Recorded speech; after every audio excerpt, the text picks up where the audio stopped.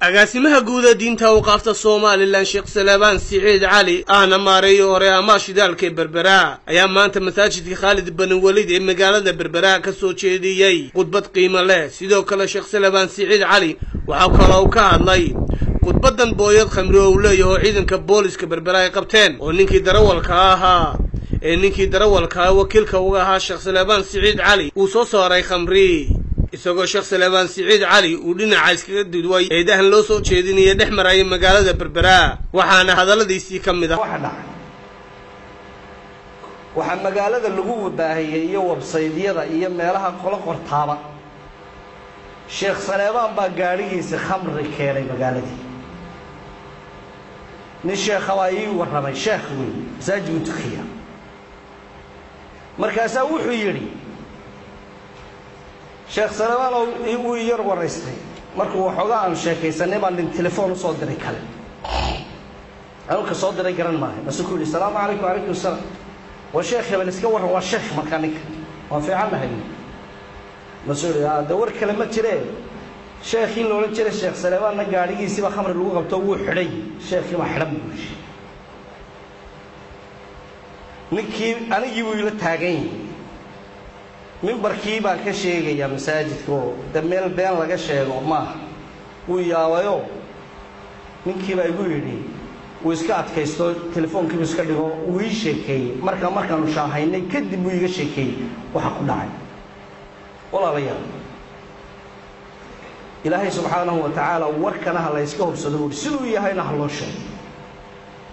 gaariga booyada ay boolisku way diran yihiin waxa uu diran yahay wixii mukhadaraadka inay qabtaan gaariga boolisku ay yiraahdeen waxa lagu qabtay khamrigana qisadiisa oo dhammaystiran sida aniga igu soo gaadhay 10kii habeenimo masaajidka ka sheegay 10kii habeenimo aniga min telefoon ii soo dirayo taliyayaasha ciidamada kamid ah markaas uu gaariga aad lahayd ee booyada ahaa isagoo kartoon khamriya dhigay istabta agteeda istabtaana askar buu ku soo jeeday ayaanu qabanno waxa ku wada xidha markaan uu jeeday waxaan mooday inuu askar balaayo deemeedkoodii waran yahay soo markaa xarigu jeeday buu isagu igu leeyay marka aniga khamrigani bay iima sii muuqda waxa ii muuqda dad baabu laayo meedkoodii waran kaaliisi baa lagu xidhay gaari wuxuu sameeyay laba kartoon oo khamri oo intuu istabta dhigu ka carro laakiin waxa mas'uuliyadu saaran tahay darawalka wadada ilaahay qiyaamaha weydiin Sheekh Salebaan cidi weydiin mayso gaariga waa lahaa dambiga ninka darawalkii ku soo qaadanaysa qiyaamaha ilaahay ka xisaabtamay ninba ii sheego suuqul nin kala suuqiga la kulmo wuxuu yiri ma sha Allah Sheekh Salebaan uu taajireeyo show gaariga weyn ba khamriga uu ka iibsaday iyana billahi ta'ala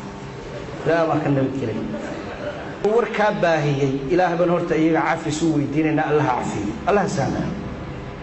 waayo waxaan anigu ahayn bay iga sheegeen waa ribada ugu khatarsan in la ilaa Sheekh Salebaan baa siday ama gaariga uu lahaa hal ila laakiin Sheekh Salebaan baa khamri siday dad badan oo iimaan leh rumaysan maayaan laakiin dad baa mowduuc ka dhigtay inta mowduuca ka dhigatay anigu oran maayo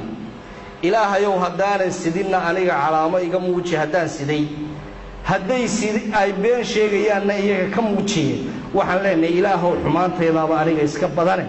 si fiican baabay ugu shaqeeyeen iyagana ka dhaaf anigana xasanaad iga qorbanay Diiq Arab Salebaan telefishinka caalamiga SBC magaalada Berbera.